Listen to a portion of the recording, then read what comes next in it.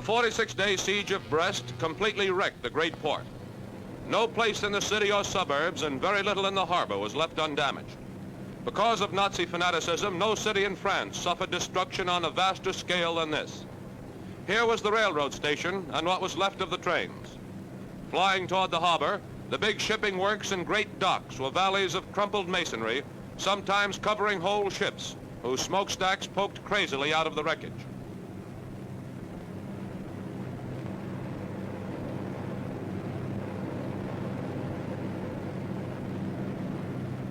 German forts that interlaced all sections had been knocked out.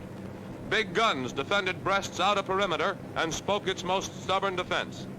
That stubbornness continued even after the city's fall, when Nazi leader General Ramke slipped across the harbor to the shelter of big naval guns on the tip of the Crozon Peninsula and held out through 2 days of terrific bombardment before flying the white flag. The 15 great submarine pens, with 20-foot thick concrete roofs and walls, still stood almost intact. The framework for a dozen more uncompleted pens stood half collapsed against the solidity of the others. Not a submarine had been left behind.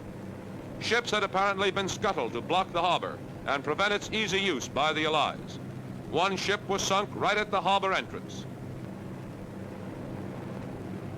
Viewed from the air day after its surrender, the grotesque ruins of pitted shell holes and ragged walls gave the city the ghostliness of some lunar graveyard.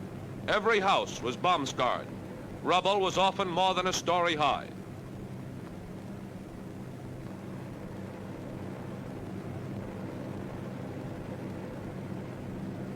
The wrecked church of San Luis stood amid German garrisons.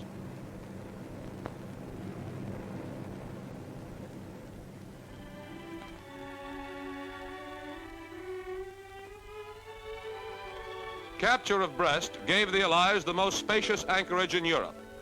It was also the main German submarine base, and many U-boat crews were trapped ashore by relentless sea blockade.